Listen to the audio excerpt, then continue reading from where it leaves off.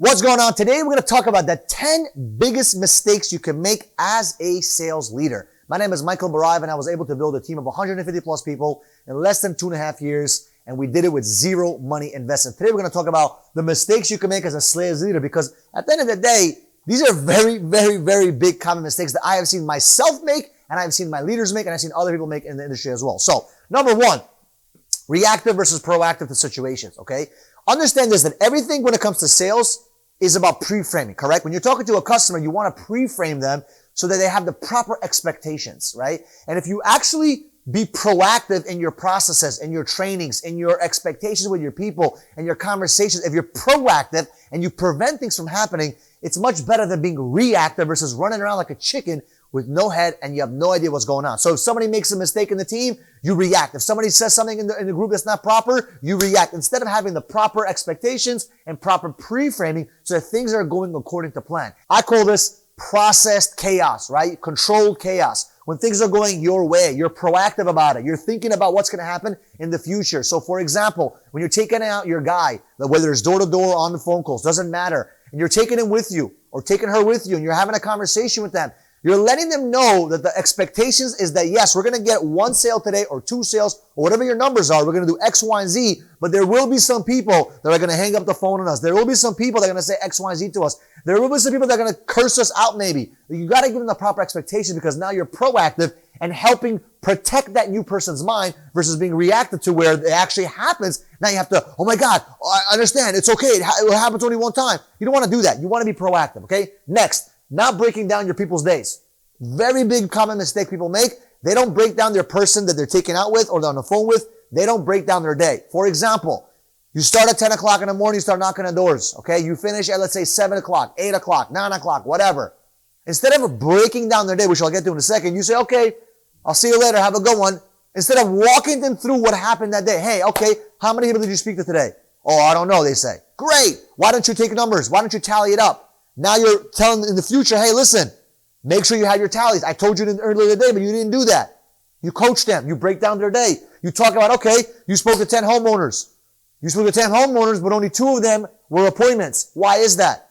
What did you do right? What did you do wrong? You ask them questions. You figure out what happened that day so you can jot down some notes, 5, 10, 15 minutes every single day, which each individual person you took out. Now, why do you do the breaking down a day? To coach them. Your whole objective when you're taking people out with you, or whether it's in an office setting, it doesn't matter. Your whole objective is to duplicate your skill set. How can you duplicate your skill set if the new person or the person you're working with for 6 months has no idea whether they're right or whether they're wrong? You are their coach. You are their mentor. You are their sales leader. So you need to be able to break down their day. Next, you're too lenient on your people. You're too nice. You want to step around the tulip. You want to hurt people's feelings. Listen, I want results. I don't care about feelings. I don't care about feelings. I was saying this to my team today. I don't worry about the feelings that are before the action. I only worry about the feelings that are after the action. Like when you go to the gym, you don't feel like going to the gym. But guess what? When you go to the gym, then you feel better. Yeah, you may feel sore here and there, but in the end, you feel confident like, wow, thank God I went to the gym today because I feel amazing.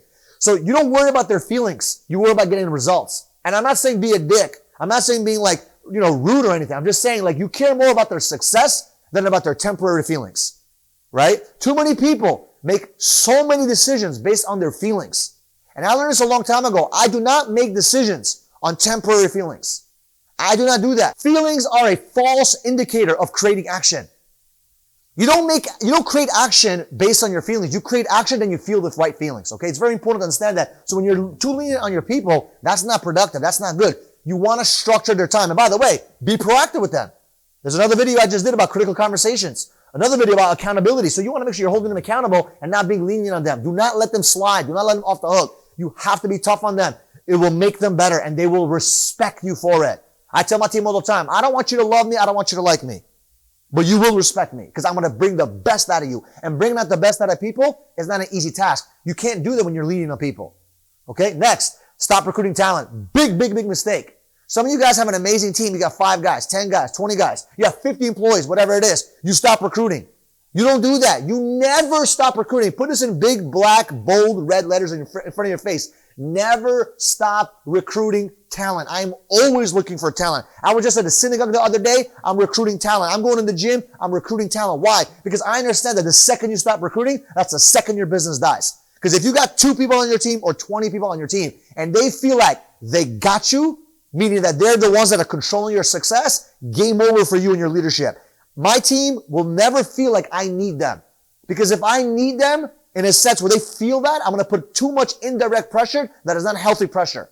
I want to put the pressure in the right areas. I don't want them to feel pressure to grow as fast as I want them to grow. Let them grow at their pace. Let them grow at their speed.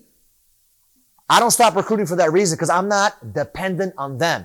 I'm not worried about if they're going to grow today, next week, next month. I'm putting my eggs in so many different baskets. It doesn't matter which basket makes it because one of them or 2 of them or 5 of them are going to make it. So never stop recruiting because the second you do so, and I have statistics to prove it, the second you stop recruiting, your business is going to die. Your numbers are going to go down. The second you start recruiting, oh my God, game over. Your whole business starts to explode, okay? Because now you have competition, right? You have a lot of things going on. New blood. It gets exciting, okay? Next mistake, not enough competition, right? This kind of connects with recruiting. If you stop recruiting, there's no competition. Like the team starts to die, yeah, but you have to have a competitive environment. Free enterprise, capitalism is about what? Competition.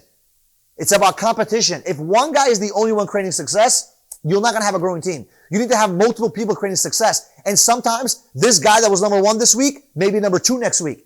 Now he's motivated because number 3 became number 1. And now it creates that competitive edge. And now you have a winning environment. And people are stretching each other. People are creating pressure internally with each other. And that's what you want. You want a lot of competition.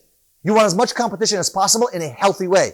I can create another video about that because you don't want the wrong competition where it destroys your culture. You want the right competition where it's healthy, where it's out of love, where it's out of respect. It's just like a friendly competition, right? Next, lowering your standards. Oh my God, listen, I'm guilty of this. I had offices where I was like, I'm going to do X, Y, Z. We're going to do X, Y, Z. We're going to do it this way. And all of a sudden, nobody got to that standard. So what I did was I lowered the standard. Big mistake. Never lower the standard. This is the standard. We're going to figure out a way to hit that standard. Whether it's a goal, whether it's a target, whether it's whatever it is, I don't care. We will hit it. Never, once again, put this in big black, bold red letters. Never lower your goals. Never lower your targets. Never lower your expectation or your standards. Create the expectation and push through it. Figure out a way to do it. Put the letter H-O-W in your front of your brain all the time. How do I get it done? How do I hit that goal? How do we hit that target? So if your goal is to do 100 plus sales a week or 100 sales a day or whatever your goal is, figure out how. Don't lower your standards. Don't lower your goals. Don't lower your targets. Okay. Next, letting the wrong people stay in your culture. Oh my God. I can do a 6 month, I can do so much training on that one alone. It's crazy because when you let the wrong individual into your team, the wrong person with the wrong intention, it can poison the whole well. It can poison the whole culture, the whole office, the whole company. If you find someone that's not fit for the culture, which is why we always talk about hiring for culture. I don't care about your 10 sales a week or 100 sales a week or 1,000 sales a week. I don't care about that. I care about culture. Do you fit our culture? Do you fit our standards? Do you fit what we are looking for? If not, deuces. We are looking for people that fit the culture. And believe me, it's very difficult. They can be your top producer. They don't fit the culture. You gotta let them go. I know it's a difficult thing to say. I have done this. I've done this multiple times and I was waiting to do it. That was a big mistake. When you feel like you need to do it right away. Some of you guys right now are thinking about that person. Yes, that person right now you're thinking about, get rid of them. They're not going to be a good fit for your culture, so get rid of them. Next, number 9, not enough daily training. You expect, or people expect, I don't know who expects this, but you expect people to be good by not training them. It's not going to happen. They have to have training, not once a week, not twice a week, every single day. Oh, Michael, I don't want to have them come to the office all the time. I don't want to do Zoom calls. Listen, I don't care what they want. They need it. They don't even know they need it. They need training every single day. They need to sharpen their mind. Every single day, they're getting bombarded with negativity. Every day. So every day, that's 7 days a week versus your twice a week training. What do you think is going to happen? They're getting bombarded by negativity. The news, CNN, ABC, everything. Everything is attacking them. TikTok, Schmicktalk, YouTube, Schmutube, all these things are attacking them. And you want to do once a week training or once a month training? You got to do it every day. I don't care if it's through Zoom calls. I don't care if it's through video calls. I don't care if it's through phone calls. I don't care if it's in person. I don't care. Get it done every single day. Make it a habit for your guys to be in education mode all the time. And if you train them on a daily basis, you'll start seeing them exceed those standards that we talked about, because they're going to hit those standards. They're going to hit those goals because they're getting training. They need it. They need it. They need it. They need it. Next, assuming people understand the vision. Big mistake. Wow, so many mistakes, man. By the way, I've done a lot of these mistakes. You know what I'm saying? Like, I did a lot of these mistakes, okay? Assuming people understand the vision is one of the biggest mistakes, right? One of the biggest. We assume that because we see it in our heads as leaders, that they're going to see it as well. Big mistake. You got to talk about your vision. As a matter of fact, you may get tired being around me because all I do, 20% of my conversations are with vision, 80% is about other content. But 20% of my conversations is reminding people the vision. I remind them the dates. I remind them the book of the month 4, 5, 6 times a week. I don't care. Repetition. Reminder. Vision.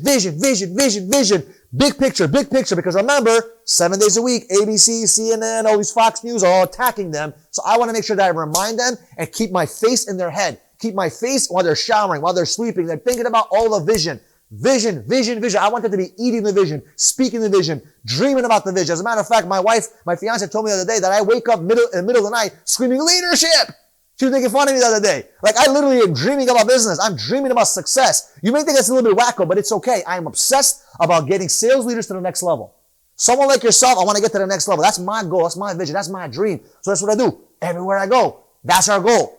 We're a leadership development company. We do X. We do this. We do that. Vision. Make it boring. But guess what? That vision will come to fruition. So I hope you learned a lot. There's a lot more mistakes we can go over, but these are like the big 10 ones that I've seen sales leaders make. If you like this kind of content, do me a favor. Drop a like, drop a comment, subscribe, put the little bell notification stuff. Help me out so the algorithm gods can bless us and go serve more sales leaders. Because I know there's a lot of people out there that need this information. So I appreciate you. I love you. Subscribe. See you guys in the next video.